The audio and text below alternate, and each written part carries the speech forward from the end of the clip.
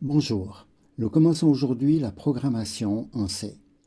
Dans l'industrie, si on doit faire un projet, on choisit le microcontrôleur, on achète les outils de développement et on s'investit pour terminer l'application. Avec Arduino, il y a eu tout à coup une possibilité qui concernait les amateurs, qui a eu énormément de succès. Ce succès est dû à deux raisons. D'une part, l'environnement est gratuit et tourne sur différentes plateformes. Et d'autre part, les trois grands fabricants de microcontrôleurs actuellement supportent cet Arduino avec des appellations différentes, Pinguino pour microchip, Energia pour Texas Instruments avec CMSP. Le but de notre cours est de vous faire comprendre les microcontrôleurs et de vous aider à les mettre en œuvre.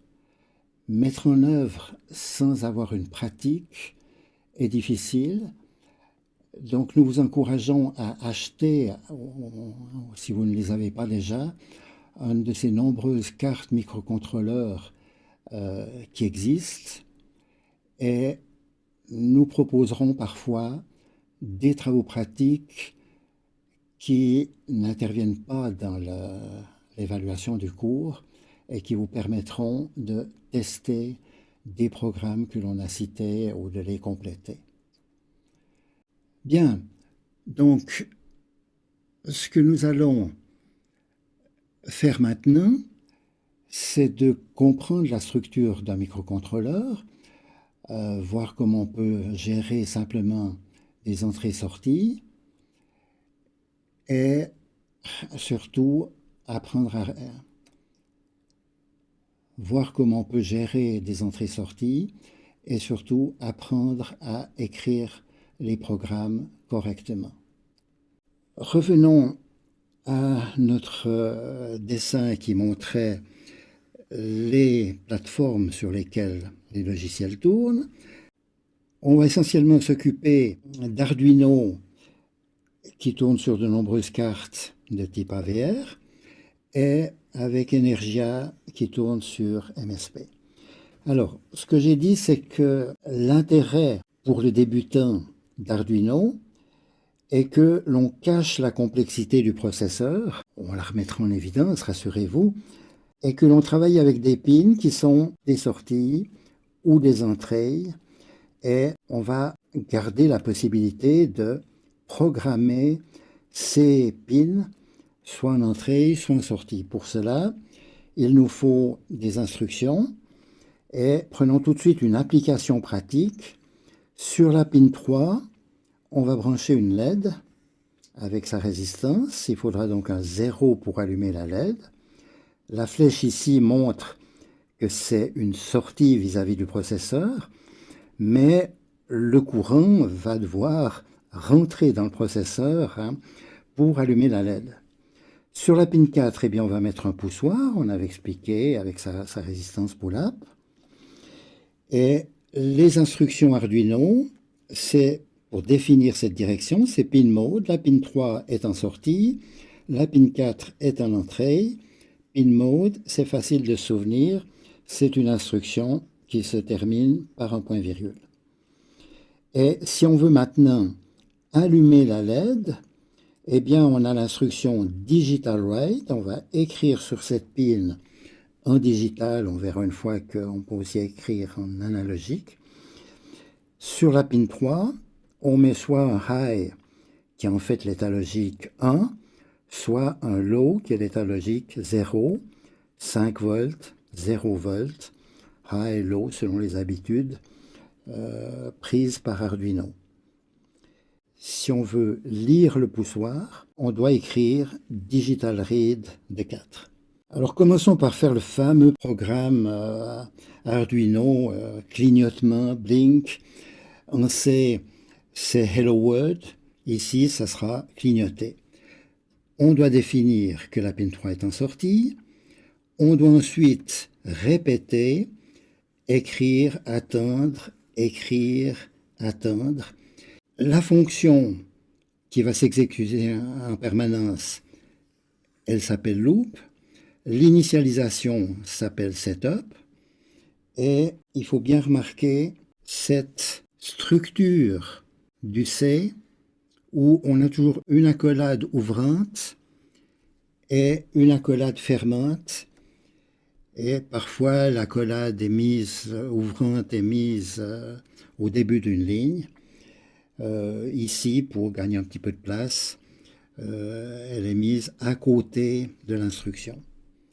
Et toujours, on a des points-virgules à la fin des instructions. Si vous les oubliez, vous avez des messages qui peuvent être parfois un petit peu inappropriés. Alors, comme dans tout microcontrôleur, il y a une phase d'initialisation, et même dans votre PC, vous en souffrez avec tout ce temps de démarrage dans le fond d'un PC.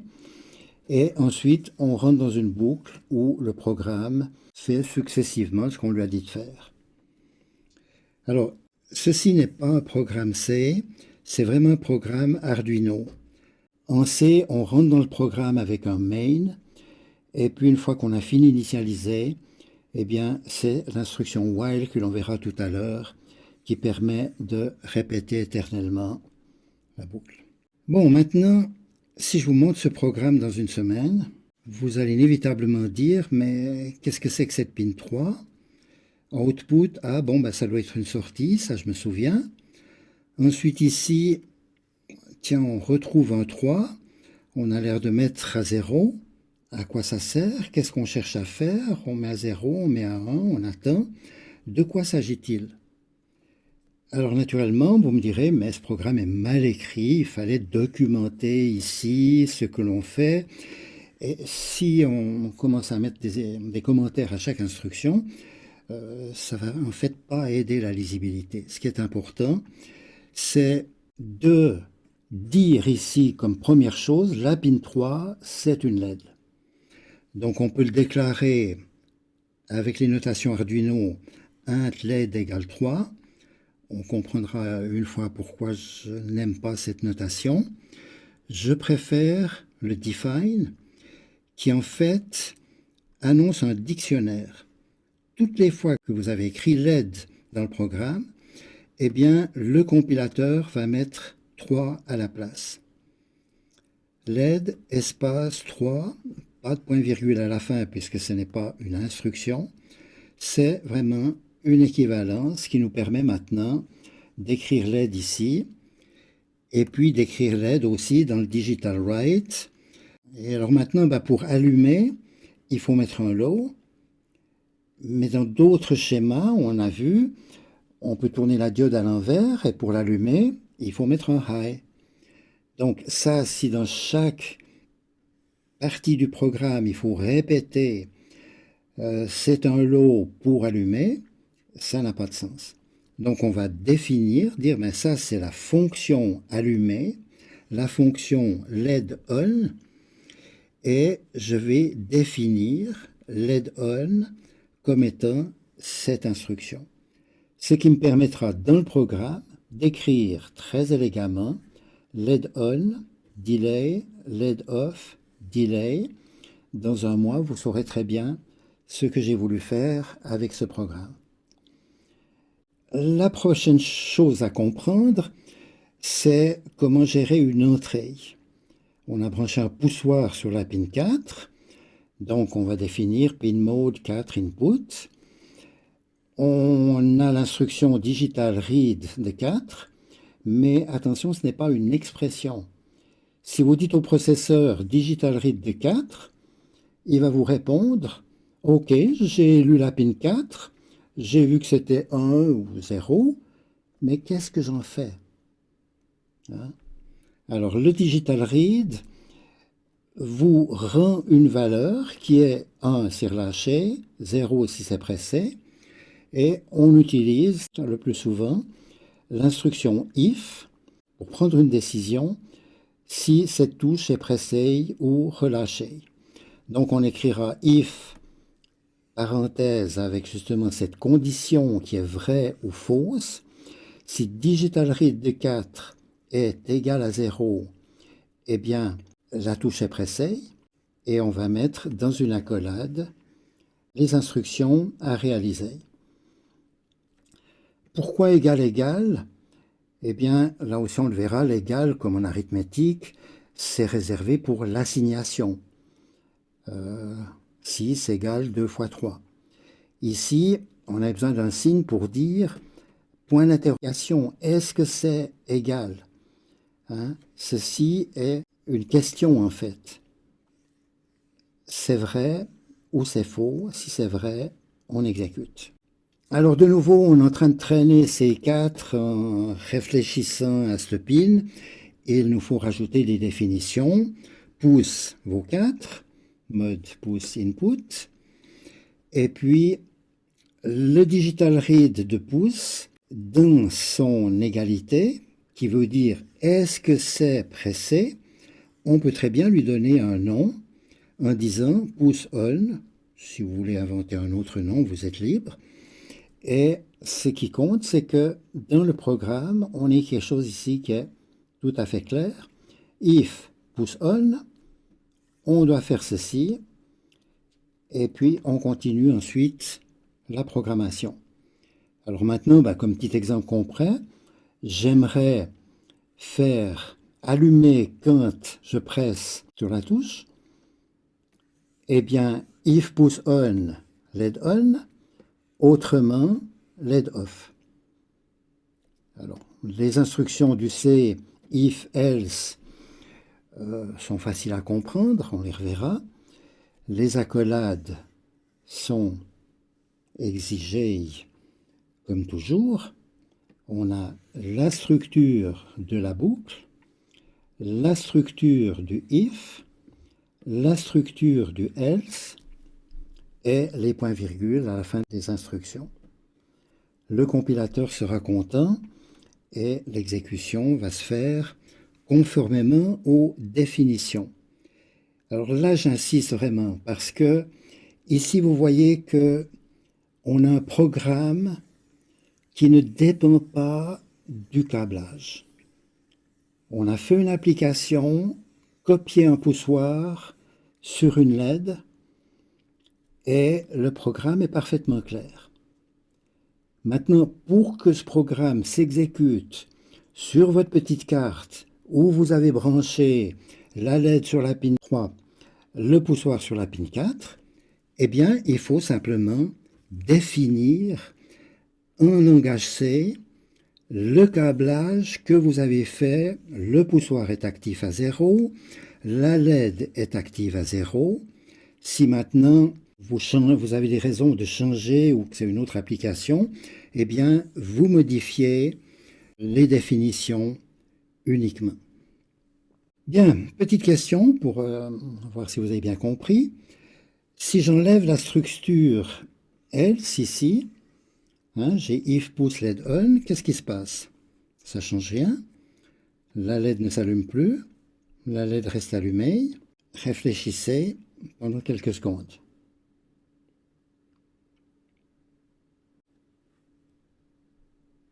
C'est clair que les deux premières réponses sont mauvaises, puisque ici on va en tout cas avoir une possibilité d'allumer.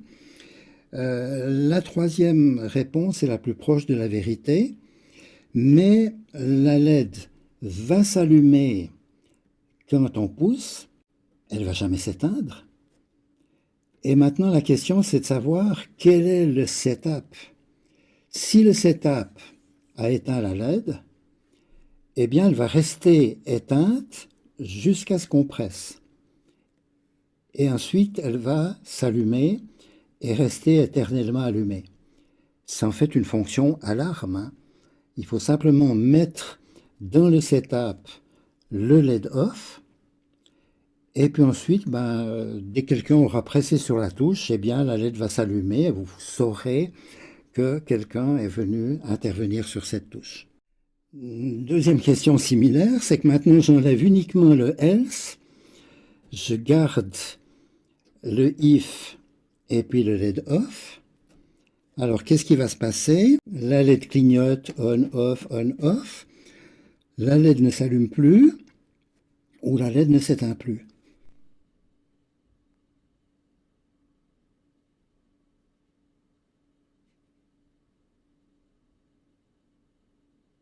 Bien, ben la réponse c'est presque la réponse A.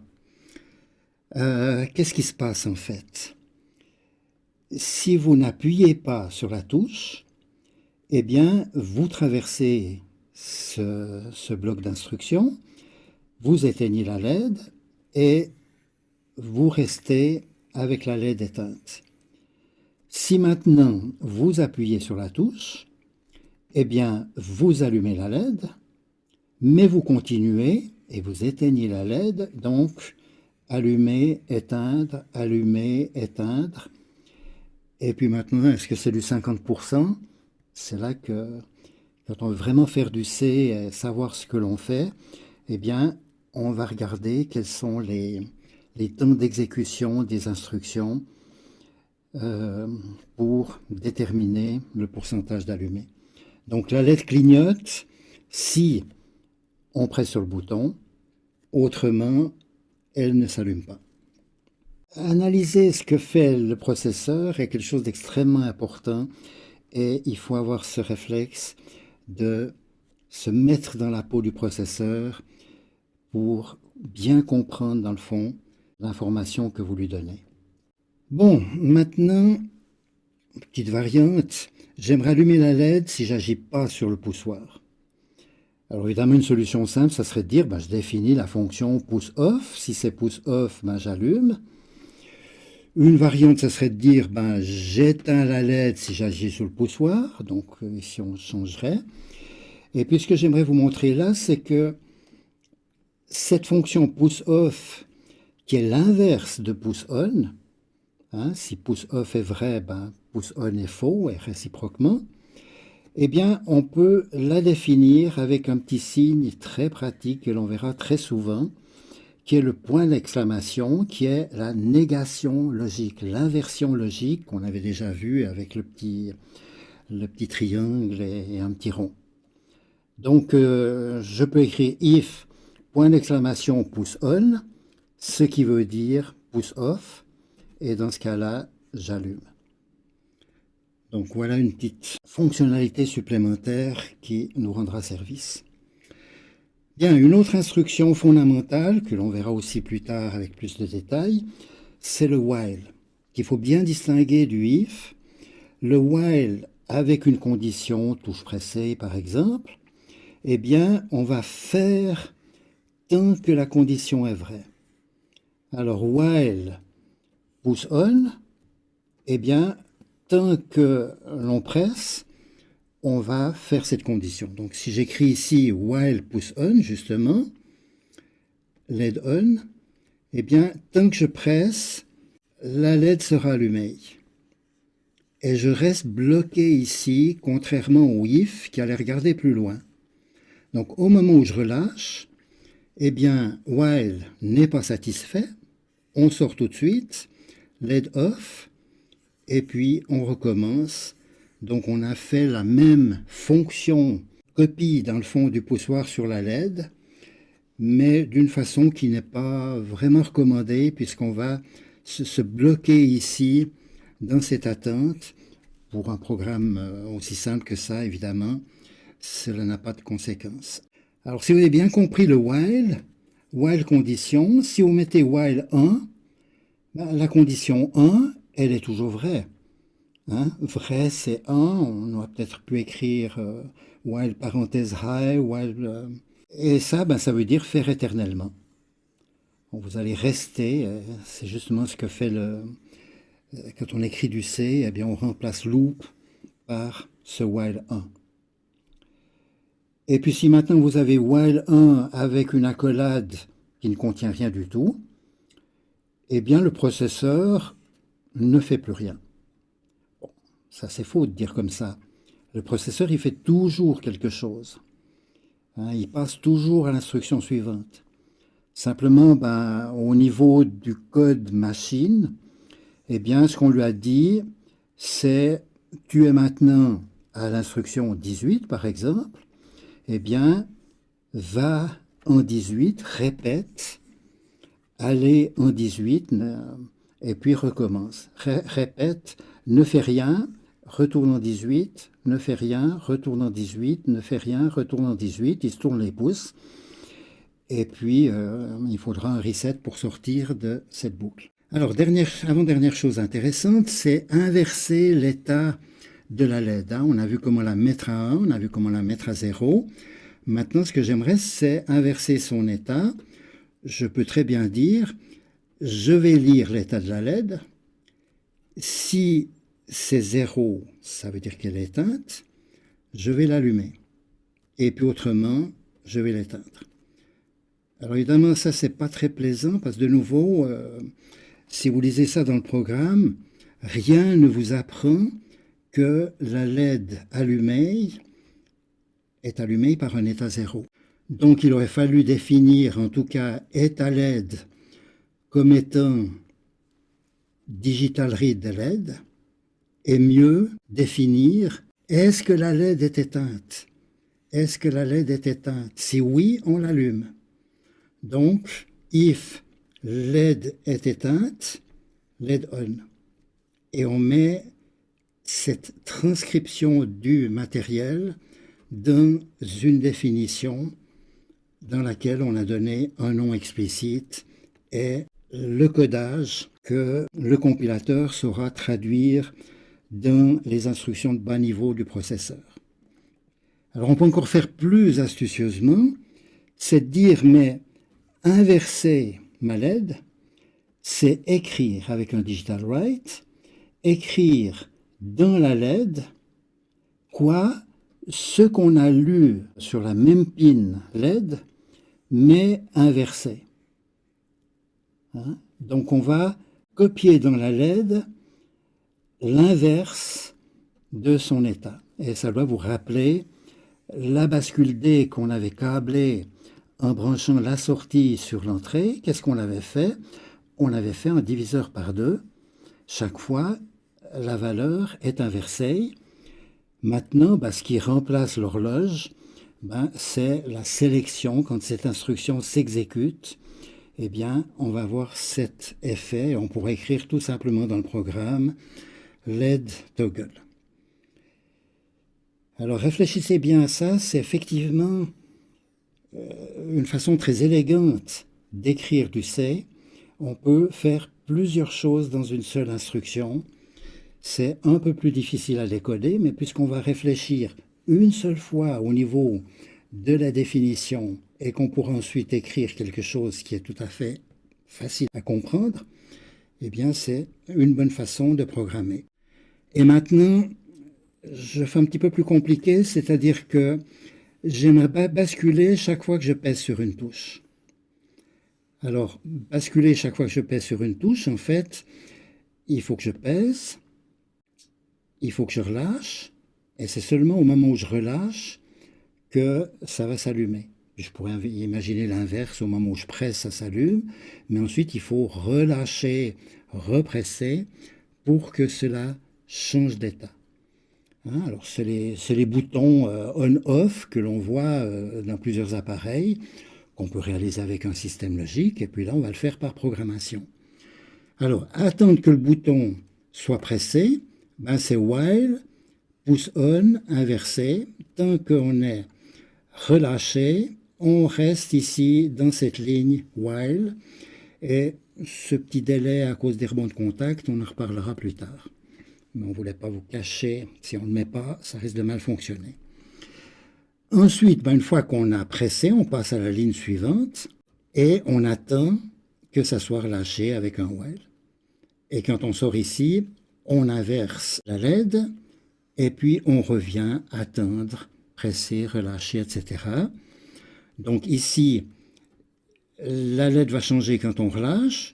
Si vous permettez les instructions, la LED va s'allumer quand on pèse. Donc voilà un exemple de programme qui fait bien sentir la richesse du C et la possibilité d'écrire les programmes d'une façon à la fois compacte et lisible. Donc on a vu aujourd'hui des choses très importantes. Cette structure générale des programmes C, les facilités d'Arduino pour lire, écrire sur un bit, est la nécessité de nommer clairement la fonctionnalité dont on a besoin pour, au niveau du programme, parler dans ce langage fonctionnel et pas dans un langage qui tient compte du câblage.